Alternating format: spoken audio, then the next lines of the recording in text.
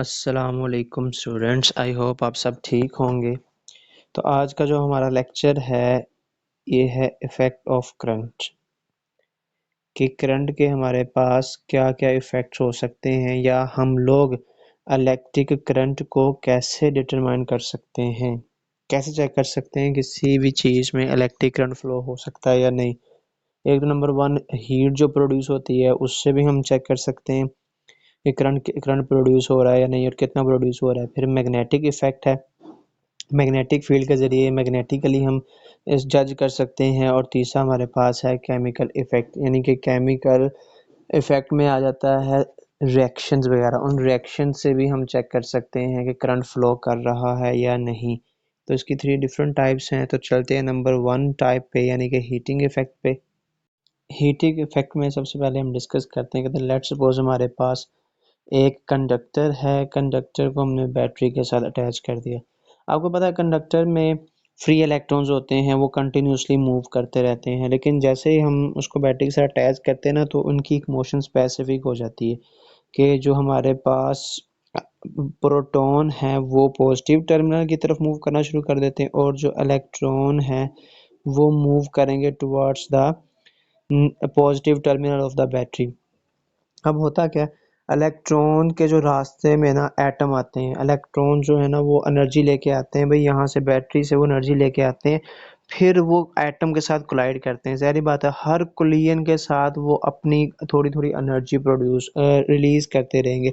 अब होता कुछ ऐसे है कि जनाब यहाँ पे रास्ते में एक एटम पड़ा है, इलेक्ट्रॉन के रास्ते में एटम पड़ा है, तो इलेक्ट्रॉन जो है वो इस एटम से जाके टकराएंगे, टकरा के क्या करेंगे, अपनी सारी की सारी जो एनर्जी एनर्जी ना, सारी नहीं तो थोड़ी अपनी एनर्जी जो है ना वो दे देंगे, एटम को ट्रांसफर कर देंगे। अब कोलिजन के दौरान वो क्या होगा, अपनी एनर्जी एटम को दे देंगे। इस तरह हर कोलिजन में क्या करेंगे, वो अपनी एनर्जी लॉस करते रहेंगे, जिसकी वजह से जो कंडक्टर है उसका टेम्परेचर जो है वो आहिस्ता आहिस्ता ज़्यादा होता रहेगा और उसमें हीट प्रोड्यूस होती रहेगी।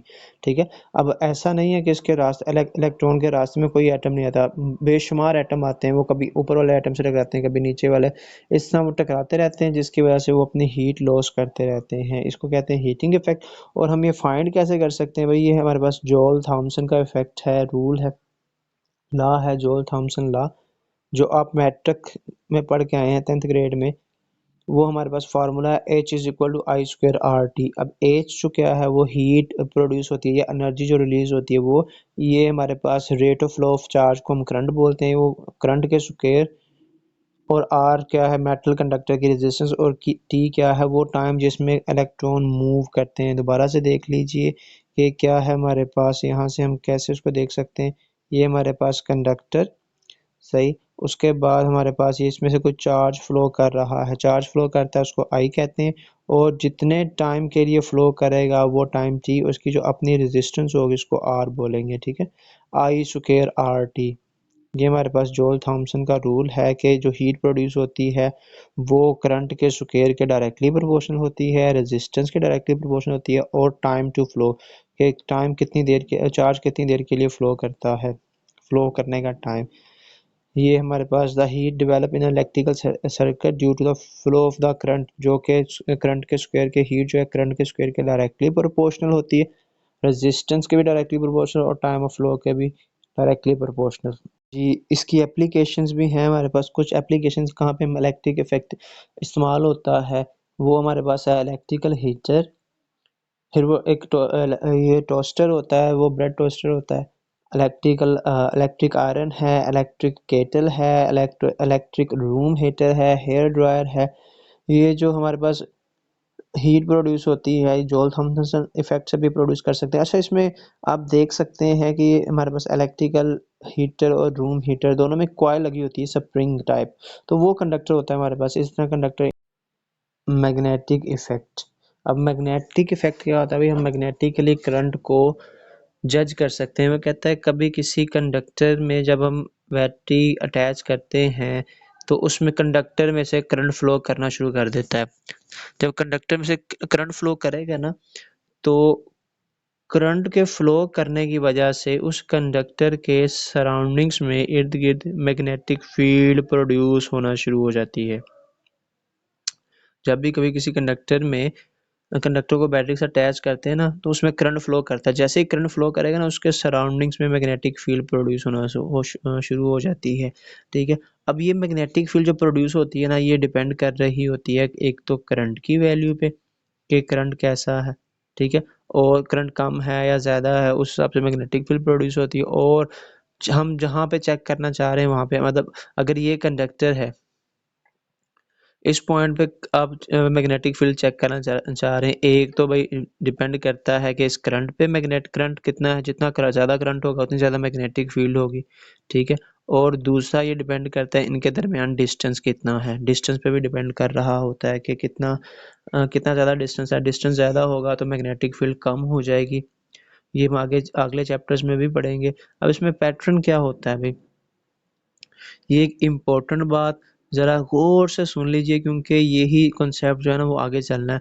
अगर करंट स्ट्रेट लाइन है, अगर करंट स्ट्रेट लाइन है तो मैग्नेटिक फील्ड होगी भाई सर्कुलर, उसके सराउंडिंग में जो मैग्नेटिक फील्ड होगी वो होगी सर्कल की फॉर्म में। अगर करंट जो है स्ट्रेट लाइन, तो मैग्नेटिक फील्ड उसके सराउंडिंग्स में होगी सर्कल की फॉर्म में। और अगर जो करंट है वो हमारे पास है सर्कल की फॉर्म में, मतलब लेट्स सपोज मैं कहता हूँ ये कॉइल है। अब इसमें करंट अगर आप देख सकें तो आप जज कर सकें, तो इसमें जो करंट है वो ये करंट जो है सर्कल की फॉर्म में, तो उसमें जो मैग्नेटिक फील्ड प्रोड्यूस होगी ना वो होगी स्ट्रेट लाइन। करंट अगर स्ट्रेट लाइन है तो मैग्नेटिक फील्ड सर्कुलर होगी, और अगर करंट सर्कल की फॉर्म में है तो मैग्नेटिक फील्ड होगी स्ट्रेट लाइन में। ठीक है, ये कार्डबोर्ड, ये जो आपको डायग्राम नज़र आ रही है, ये कार्डबोर्ड है। साथ में हम कंपासेस रख के चेक करते हैं कि मैग्नेटिक फील्ड कैसी होगी। ठीक है, ये हमारे पास एक वो उसको हम बोलते हैं मैग्नेट है, जिसमें magnetic lines of force north से निकल के साउथ में इंटर होती हैं। ठीक है, अब मैग्नेटिक इफेक्ट हम कैसे डिटेक्ट कर सकते हैं भाई, ये अगर हमें करंट की डिटेक्शन हो जाए, मतलब मैग्नेटिक इफेक्ट के ज़रिए हम करंट की मेजरमेंट भी कर सकते हैं। ये एक लॉ होता है हमारे पास, V is equal to mu naught N I, ये हम अगले चैप्टर्स में पढ़ेंगे। ये एम्पेयर्स लॉ होता है। ठीक है, ये मतलब बताना ये चाह रहा हूँ कि हम मैग्नेटिक इफेक्ट की मदद से करंट की मेजरमेंट भी कर सकते हैं, करंट की रिडक्शन भी कर सकते हैं। हमारे घर में जो वाटर मोटर लगी है, मतलब जिसके ज़रिए हम पानी नीचे से ऊपर लेके आते हैं, वो मैग्नेटिक इफेक्ट के ज़रिए लेके आते हैं, इलेक्ट्रिक मोटर उसको बोलते हैं। ठीक है, ये मैग्नेटिक इफेक्ट के ज़रिए। थर्ड हमारे पास है इसका केमिकल इफेक्ट। केमिकल इफेक्ट को समझने के लिए आपको थोड़ा सा ना इनकी टर्म्स वगैरह का पता होना ज़रूरी है। जैसे इलेक्ट्रोलाइट क्या होता है, इलेक्ट्रोलाइट क्या होता है भाई, एक ऐसा लिक्विड, जिसमें से करंट, जो करंट को कंडक्ट कर सके, करंट पास करवा सके अपने अंदर से, उसको इलेक्ट्रोलाइट बोलते हैं। इलेक्ट्रोलिसिस क्या होता है भाई, जब हम इसको करंट देते हैं तो ये लिक्विड अपने आयंस में कन्वर्ट हो जाता है। इस फिनोमिना को हम कहते हैं, ये इस प्रोसेस को हम कहते हैं, दिस इज इलेक्ट्रोलिसिस कहते हैं। ठीक है, अब उसके बाद कुछ इलेक्ट्रोड्स होते हैं। इलेक्ट्रोड क्या होते हैं भाई, ये जो प्लेट्स लगी होती हैं सॉल्यूशन के अंदर, जो करंट करंट का सबब बनती हैं, यानी कि इनकी वजह से करंट फ्लो करता है, एक जगह से दूसरी जगह आयंस जाते हैं एनोड कैथोड पे, उन प्लेट्स को हम कहते हैं दिस इज इलेक्ट्रोड्स। ठीक है, अब इसमें एक एक होता है कैथोड, जिस पे नेगेटिव चार्ज लगा होता है उसको कैथोड कहते हैं, और जिसमें पॉजिटिव चार्ज है वो कहलाता है एनोड। और ये सारे ये कंटेनर जिसमें ये केमिकल रिएक्शन हो रहा होता है उसको वोल्टामीटर कहते हैं। ठीक है, केमिकल इफेक्ट किन दो चीज़ों पे डिपेंड कर रहा होता है कि एक हमारे पास इलेक्ट्रोलाइट की नेचर क्या होती है, और उसमें से कितना करंट पास कर रहा होता है। ठीक है, अच्छा, अब ये हम करने जा रहे हैं, केमिकल इफेक्ट को स्टडी करना चाह रहे हैं। केमिकल इफेक्ट क्या है, मतलब हम चेक करते हैं कि आयंस अगर फ्लो कर रहे हैं तो वही हमारे पास उसका करंट है। ठीक है, अब इस चेक करते हैं कि ये दोनों हमारे पास एनोड, ये एनोड और कैथोड दोनों ही हमारे पास कॉपर सल्फेट के बने होते हैं, कॉपर के होते हैं, दोनों ही कॉपर के होते हैं। आपको पता है एज यू नो कि एनोड पे पॉजिटिव चार्ज होता है और कैथोड पे नेगेटिव चार्ज होता है, ठीक है। अब होना वाला क्या है कि कैथोड पे भी रिएक्शन होगा, एनोड पे भी रिएक्शन होगा, ठीक है। जैसे इसमें से करंट फ्लो करेगा, नीचे हमारे पास जो ये हमारे पास सॉल्यूशन है, ये सॉल्यूशन अपने आयंस में कन्वर्ट हो जाता है। अगर हमारे पास ये कॉपर सल्फेट है तो ये Cu+2 में और SO4-2 में कन्वर्ट हो जाता है, ठीक है। अब होता वाला क्या है कि जो Cu+2 है ना, ये चला जाता है कैथोड की तरफ, जो Cu+2 है ना कैथोड पे चला जाता है, ठीक है। Cu+2 कहाँ पे चला जाता है, कैथोड पे, ठीक है। और जो सल्फेट आयन है उसमें वो चला जाता है यहाँ पे एनोड की तरफ, ठीक है। अच्छा, अब हमारे पास इस तरह अगर ऐसा हो कि कैथोड इस तरफ चला जाए और एनोड इस तरफ चला जाए, इस तरह सॉल्यूशन सारा का सारा खत्म हो जाएगा, ठीक है। अब उस चीज़ को हम इस चीज़ को हम ना हमने सॉल्यूशन की क्वांटिटी भी इक्वल रखनी है, इलेक्ट्रोलाइट को भी इक्वल रखना है, फिर कोई ऐसा काम करना है जिससे हम क्या एक एक तरफ जो हम रख रहे हैं वो दूसरी एक तरफ जो भी मेटल रख रहे हैं दूसरी तरफ वही मेटल शिफ्ट हो जाए, इसको इलेक्ट्रोप्लेटिंग भी कहते हैं। ये आप 10th ग्रेड में पढ़ के आए हैं। इलेक्ट्रोप्लेटिंग क्या होता है, किसी भी चीप मेटल के ऊपर एक्सपेंसिव मेटल की हम अगर हम कोटिंग कर दें ना, उसको बोलते हैं दिस इज इलेक्ट्रोप्लेटिंग, ठीक है।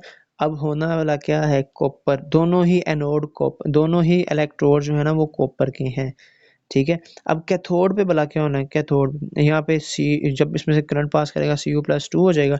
Cu+2 होने की वजह से ये +2 चार्ज है तो ये मूव करेगा टुवर्ड्स द नेगेटिव प्लेट जो कि कैथोड है। जब ये कैथोड पे जाएगा तो दो इलेक्ट्रॉन फ्री करके ये कॉपर, दो इलेक्ट्रॉन एब्जॉर्ब करके, आपको पता है कैथोड पे रिडक्शन होती है, तो वो दो इलेक्ट्रॉन एब्जॉर्ब करके यहाँ पे कॉपर की मेटल, यहाँ पे कॉपर सारे का सारा जमा होता जाएगा, ठीक है। क्लियर। अब नीचे क्या होगा, नीचे हमारे पास कॉपर तो उधर चला गया, अब नीचे हमारे पास सॉल्यूशन में बच जाएगा, हमारे पास सॉल्यूशन में सिर्फ बचेगा सल्फेट आयन बचेगा SO4-2, क्योंकि कॉपर उधर चला गया ना, वहां से दो इलेक्ट्रॉन ने एब्जॉर्ब करके यहाँ पे कैथोड पे डिपॉजिट हो गया, सही। अब यहाँ पे -2 है।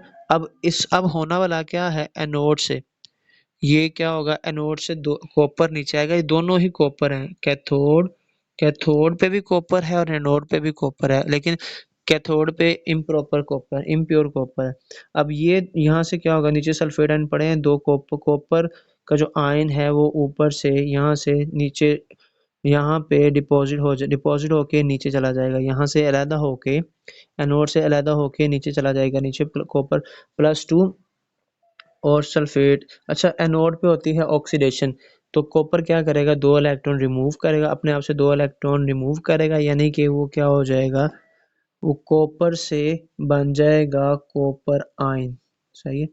वही जब कॉपर आयन बनेगा सॉल्यूशन में दोबारा कॉपर सल्फेट बन जाएगा, क्योंकि सॉल्यूशन में जाएगा तो कॉपर और सल्फेट आयन है, कॉपर और सल्फेट, कॉपर+2 और सल्फेट -2, तो ये क्या कर देंगे, हमारे पास कॉपर सल्फेट दोबारा से बन जाएंगे।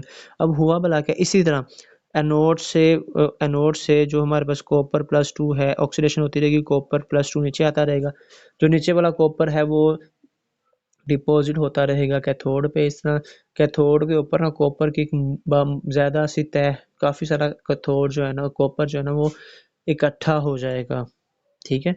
और यहाँ से एनोड से जो कॉपर है वो ऐसे से ख़त्म होता चला जाएगा। इस तरह हम इसको इलेक्ट्रोप्लेटिंग कहते हैं कि नीचे हमने रोड रखा और ऊपर सारा का सारा कॉपर जमा होना शुरू हो गया था, इसको इलेक्ट्रोप्लेटिंग कहते हैं कि एक तरफ की मेटल को हम ख़त्म कर देंगे और सारी की सारी वो मेटल दूसरी तरफ जमा होती रहेगी, इसको बोलते हैं दिस इज़ इलेक्ट्रोप्लेटिंग, और यही इसका प्रिंसिपल है। तो आज का हमारा लेक्चर यहाँ पे ख़त्म होता है। नेक्स्ट लेक्चर में हम नेक्स्ट टॉपिक यानी कि ओहम्स लॉ को डिस्कस करेंगे। तब तक के लिए अल्लाह हाफिज़।